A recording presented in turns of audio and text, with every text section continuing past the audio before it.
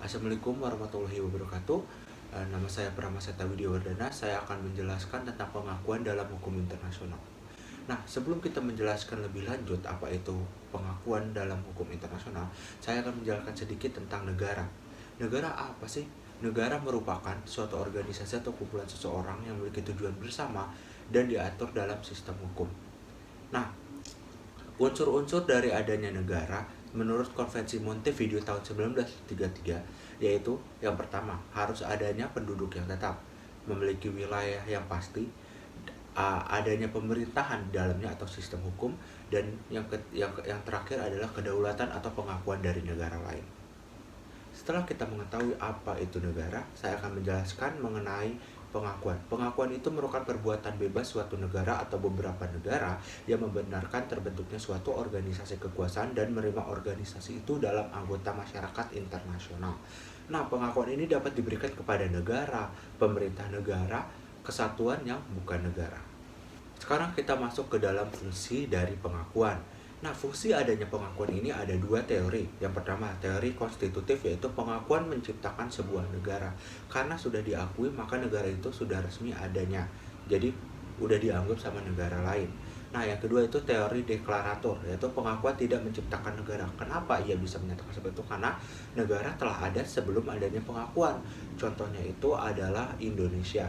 Sebelum saya masukin lebih lanjut, lebih baik kita menonton cuplikan video tentang proklamasi Indonesia.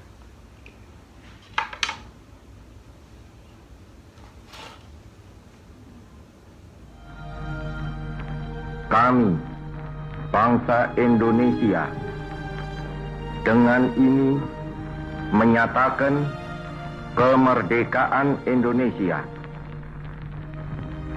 Hal-hal yang mengenai pemindahan kekuasaan dan lain-lain diselenggarakan dengan cara saksama dan dalam tempo yang sesingkat-singkatnya. Jakarta, 17 Agustus 1945, atas nama bangsa Indonesia, Soekarno-Hatta.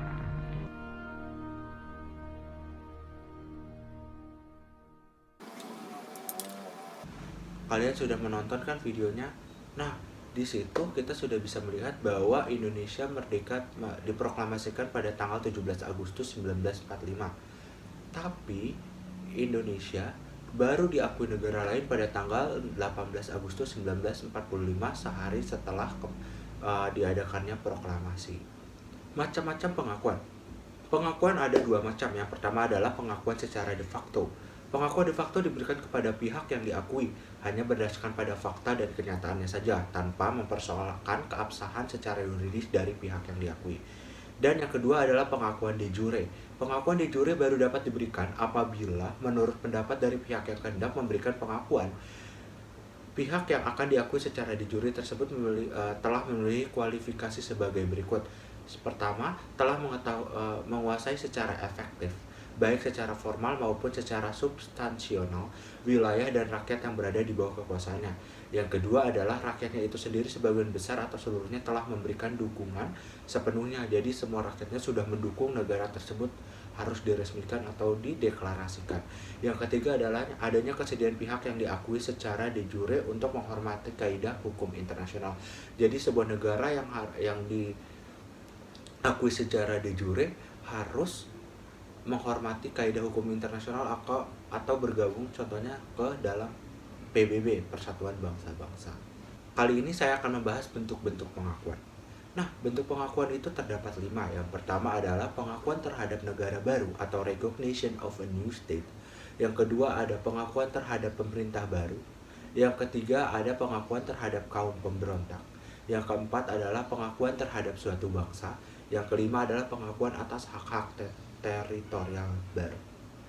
Teori cara pemberian pengakuan ada 2. Yang pertama adalah secara terang-terangan. Ini bisa berbentuk nota diplomatik, pesan pribadi dari kepala negara atau menteri luar negeri, pernyataan parlemen, dan perjanjian internasional. Yang kedua adalah secara diam-diam. Nah, ada hubungan antara negara yang mengakui dengan organisasi kekuasaan yang diakui, yang menunjukkan kemauan negara yang mengakui untuk mengadakan hubungan resmi. Nah, yang terakhir saya akan menjelaskan tentang penarikan kembali pengakuan. Nah, di sini kita bisa melihat dari dua sudut pandang. Yang pertama dari jika pengakuan itu diberikan secara de jure, pengakuan tersebut tidak dapat dikembalikan atau ditarik kembali, walaupun dengan pertimbangan politik yang sudah dipikirkan oleh negara-negara yang memberikan pengakuan kepada negara tersebut. Tapi dalam pengakuan de jure, hubungan antar negara tersebut bisa diberhentikan. Itu. Dan yang kedua dengan pengakuan de facto. Kalau pengakuan yang diberikan de facto itu dapat dihentikan sesuai dengan keadaan organisasi kekuasaan yang diberi pengakuan tersebut. Nah, penghentian ini terjadi karena menyusulnya pengakuan de jure atau karena perubahan keadaan organisasi kekuasaan yang diberi pengakuan atau kalahnya belligerent yang diakui. Sekian video penjelasan pengakuan dalam hukum internasional dari saya, Pramaseta Widiawardana.